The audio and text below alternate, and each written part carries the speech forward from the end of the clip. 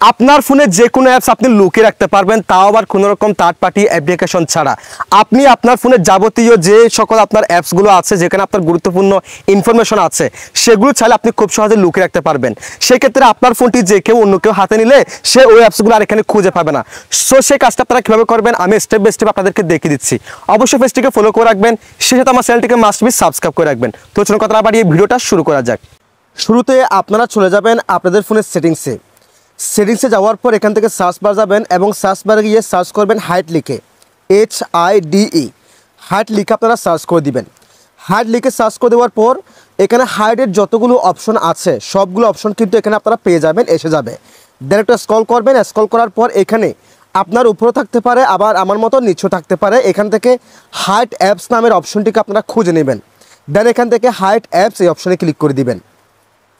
এই অপশনে ক্লিক করে দেওয়ার পর এই যে দেখেন হাইট অ্যাপস নামে একটি অপশন দেখাচ্ছে, দেন এই অপশনে ক্লিক করে দিবেন।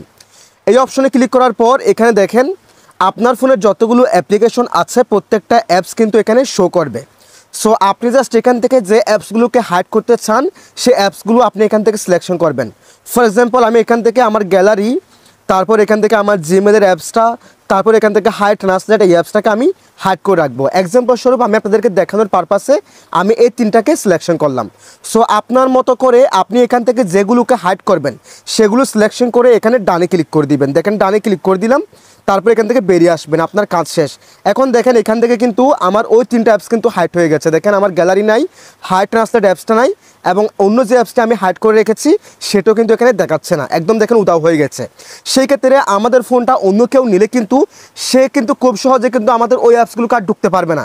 অর্থাৎ যে আমাদের ফোনটি নিবে সে কিন্তু এখানে আমাদের অ্যাপসটিকে খুঁজে পাবে না এবং সে অ্যাপসে কিন্তু সে ঢুকতে পারবে না। সো এভাবে আপনি খুব সহজে আপনার ফোনের যে কোনো অ্যাপসকে আপনি হাইড করে রাখতে পারেন, তাও আবার কোনো রকম থার্ড পার্টি অ্যাপ্লিকেশন ছাড়া। সো আবার এটাকে আনহাইড করার জন্য, আবার এখানে নিয়ে আসার জন্য আবার চলে যাবেন এখান থেকে সেটিংসে, এরপর এখান থেকে সার্চ বার যাবেন, দেন এখানে সার্চ করবেন হাইড লিখে, আবার হাইড লিখে এখানে সার্চ করে দিবেন। দেন একই প্রসেসে এখান থেকে হাইড অ্যাপস এই অপশনে ক্লিক করে দিবেন। দেন এখান থেকে হাইড অ্যাপস এই অপশনে ক্লিক করে দিবেন।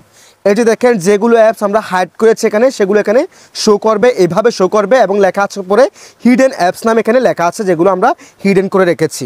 সো আপনি জাস্ট এখানে মাইনাস অপশনে ক্লিক করে দিবেন, মাইনাস অপশনে ক্লিক করে দিবেন, মাইনাস অপশনে ক্লিক করে দিবেন। দেখেন এখন কিন্তু সেগুলো চলে গেছে।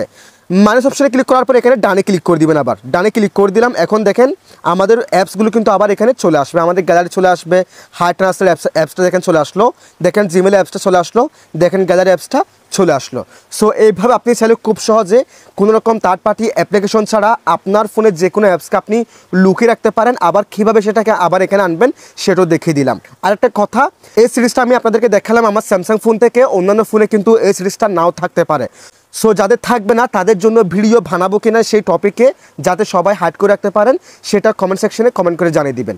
যদি ভিডিওটি ভালো লাগে অবশ্যই লাইক কমেন্ট শেয়ার করে দিবেন, চ্যানেলটিকে সাবস্ক্রাইব করে রাখবেন, পেজটিকে ফলো করে রাখবেন।